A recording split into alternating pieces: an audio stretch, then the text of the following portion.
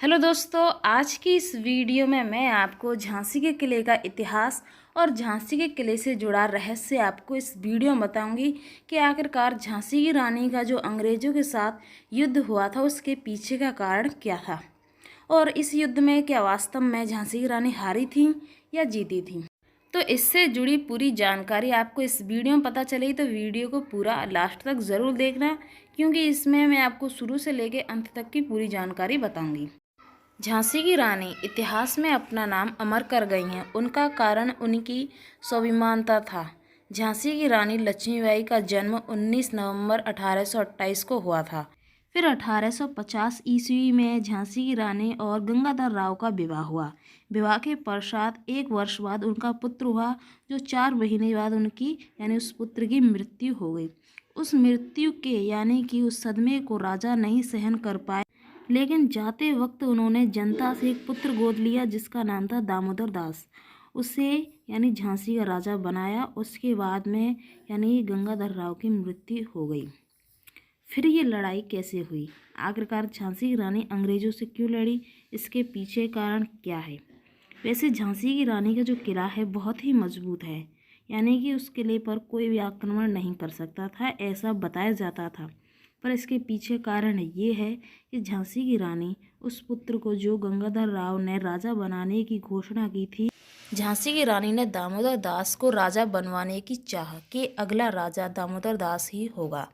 पर यह बात अंग्रेज नहीं सहन कर सकी, क्योंकि उन्होंने ही जो उनका पुत्र था उन्हें षड्यंत्र से मारा था, यानी कि उस पुत्र की अकाल मृत्यु हुई थी।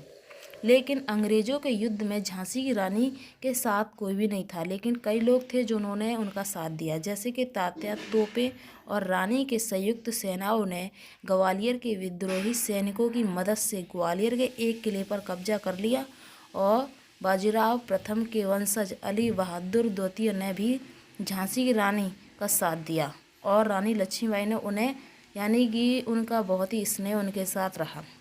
बताया जाता है कि झांसी की रानी उनके लिए राखी भी भेजती थी। पर दोस्तों, आखिरकार झांसी के किले से यानी अपने ही किले से झांसी की रानी क्यों कूदी, इसके पीछे का कारण क्या है। बताते हैं कि झांसी की रानी को पता चल गया कि अंग्रेज़ों ने विद्रोह कर दिया है, तो उन्होंने पूरे महल के दरवाजे बंद करवा दिए। लेकिन उसी किले में एक और यानी कि उनके ही महल का एक दुश्मन उनके साथ मिला हुआ था अंग्रेज़ों के साथ। उसका नाम था दूला सिंह। दूला सिंह ने उस महल के सारे दरवाजे खोल दिए और अंग्रेज़ों ने पूरे किले पर चारों तरफ से आक्रमण कर दिया। बताते हैं कि चारों तरफ से इस किले पर तोपों से आक्रमण किया गया और इस तोप को यानी कि तोपों द्वारा फाड़ दिया गया, पूरा टूट गया ये किला। फिर झांसी की रानी को अपने पुत्र के साथ यहाँ से कूदना पड़ा ताकि उनकी जान बच सके। उसके बाद में झांसी की रानी ग्वालियर के किले में पहुंची। वहाँ पर उन्होंने सेना बनाई और उसी सेना के साथ वहाँ की जितनी महिला थीं, वहाँ के जितने सैनिक थे, वो सभी झांसी की रानी के लिए लड़ने के लिए तैयार हो गए। फिर एक एक करके यानी कि सभी को उन्होंने लड़ना सिखाया, किस तरीके तलवारबाजी की जाती है। तो उन्होंने अंग्रेज़ों के साथ विद्रोह किया। बताते हैं कि झांसी की कालपी होते हुए झांसी की रानी लक्ष्मीबाई दूसरे विद्रोहियों के साथ ग्वालियर आ गई। वहीं पर उनका अंग्रेज़ों के साथ युद्ध हुआ। युद्ध चलता रहा, अनेक सैनिक मारे गए अंग्रेज़ों द्वारा और अंग्रेज़ों के सैनिक यानी कि झांसी की रानी के जो सिपाही थे, सैनिक थे, उनके द्वारा भी, यानी कि पूरी तरीके से युद्ध बहुत ही तेज़ी से हुआ। और बताया जाता है कि झांसी की रानी अपना यानी कि उन्होंने अपने आप अग्नि को समर्पित कर दिया, क्योंकि उनकी सेना बहुत कम थी और अंग्रेज़ों की सेना बहुत अधिक थी, जिस कारण उनकी सेना पर भारी पड़ गई। इसीलिए पर झांसी की रानी पूरे युद्ध को अंतिम युद्ध तक लड़ती रहीं। तो चलिए अब मैं आपको बताती हूँ कि झांसी की रानी की मृत्यु कैसे हुई, किस तरीके से यानी कि कैसे वो लड़ी, किस तरीके से उन्होंने युद्ध किया।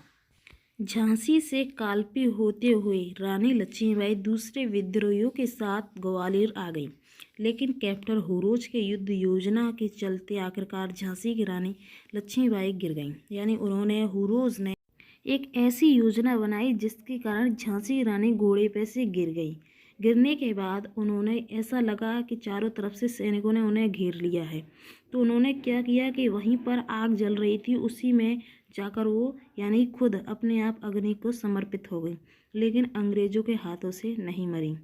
झांसी की रानी का यानी कि झांसी की रानी की मृत्यु हो गई तो लोगों को लगा, वहाँ के जो सैनिक थे, कि झांसी की रानी यानी कि अब नहीं रहीं। तो जैसे युद्ध समाप्त होने के बाद झांसी की रानी की जो उनके शरीर था उन्हें उठाकर ले आए, लेकिन पता चला कि उनमें थोड़ी सी सांस बची थी। फिर उनका वहाँ पर इलाज करवाया पर वो जीवित नहीं रहीं। फिर उनका अंतिम संस्कार किया और उन्हें यानी कि वहीं पर यानी उनकी समाधि बना दी गई। बताते हैं झांसी कौन से राज्य में स्थित है। झांसी भारतीय शहर उत्तर प्रदेश राज्य के एक ऐतिहासिक शहर है। यह उत्तर प्रदेश के चरम दक्षिण में पहुँच नदी के तट पर बुंदेलखंड के क्षेत्र में स्थित है। उनका नाम इतिहास के पन्नों पर स्वर्ण अक्षरों पर लिखा हुआ है।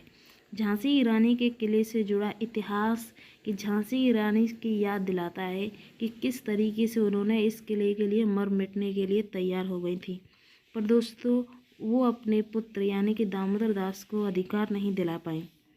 यहाँ बताया जाता है दामोदर दास यानी कि उन्होंने आजीवन एक भिक्षु की तरह उन्होंने अपना आजीवन व्यतीत किया था।